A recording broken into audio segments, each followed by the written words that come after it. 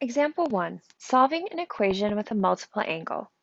Here we're going to solve tangent 3x equals 1, where x is greater than or equal to 0 and less than 2 pi. So we need to find every value that makes x true between 0 and 2 pi. So the first thing we need to figure out is on the unit circle between 0 and pi, when is the tangent function 1? And the reason we look from 0 to pi is because that's one period of a tangent. So I'm going to go ahead and look at a unit circle with all of the tangents in it. And your traditional unit circle will just have the coordinate points, and you can use tangent is y over x to find it. But we're going to cheat a little bit here. So we see that on this unit circle, our area between 0 and pi is right here. So it's quadrants 1 and 2. And the only value that for a tangent that gives us an output of 1 is tangent of 45 degrees, or in radians that would be pi over 4. So we know that when tangent equals 1 between 0 and pi, that would be at pi over 4. So this means that 3x in this original equation must equal pi over 4.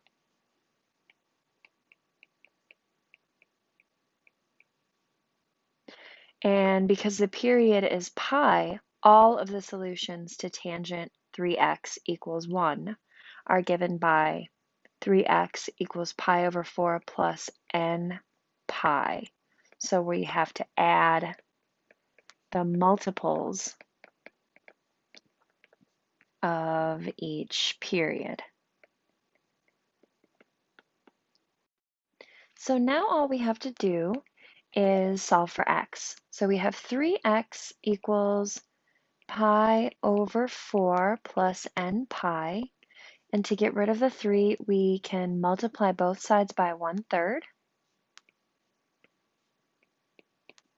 And that'll cancel the 3 on the left so that x equals, we have to make sure we distribute our 1/3 to both terms. So we have 1/3 times pi over 4, which would give us pi over 12, plus n pi over 3. And now we need to find all of the solutions in the interval 0 to 2 pi. So we're going to start by letting n equal 0. So x equals pi over 12 plus 0 times pi over 3. And this becomes pi over 12 because this second term is going to cancel. 0 times pi is 0, 0 over 3 is 0, so that would be just pi over 12 plus 0.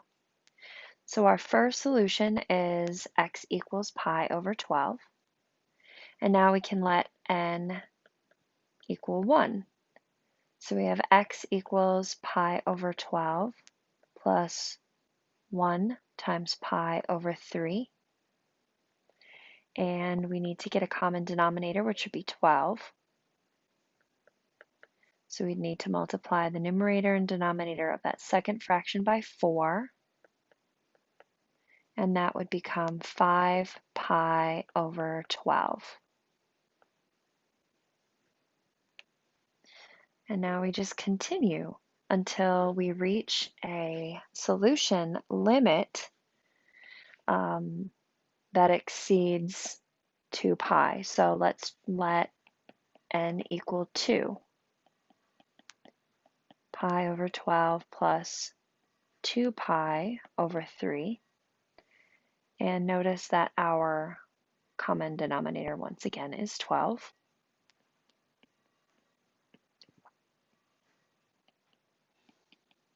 So we have pi plus 8 pi which should give us 9 pi over 12. And that simplifies to 3/4 pi, or 3 pi over 4.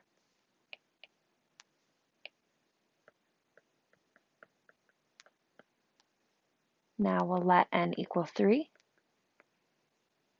So x equals pi over 12 plus 3 pi over 3. And we need that common denominator again.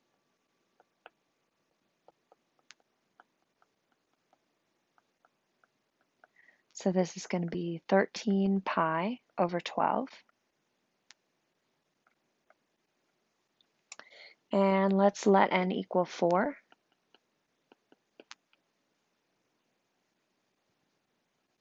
So we get x equals pi over 12 plus 4 pi over 3.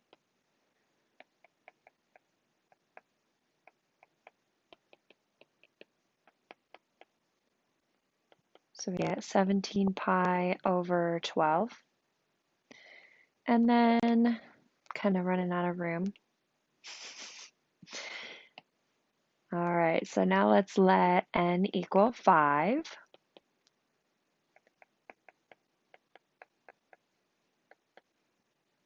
Five pi over 3.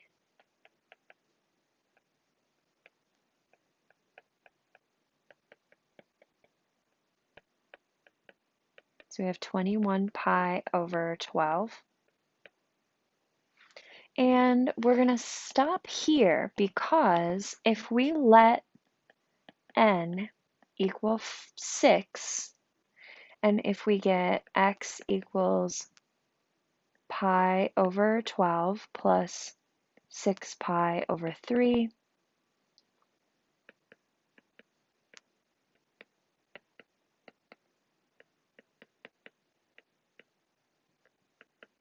we would get 25 pi over 12, which is more than,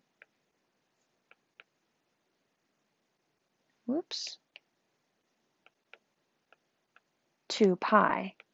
And remember, I'm only getting solutions in the interval 0 to 2 pi, so I can stop at 5. I don't have to go to 6 because that 25 pi over 12 is more than 2 pi, so I can't include it in my solution set.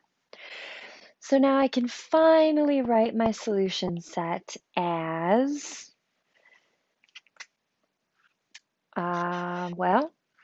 pi. So I would say the solutions are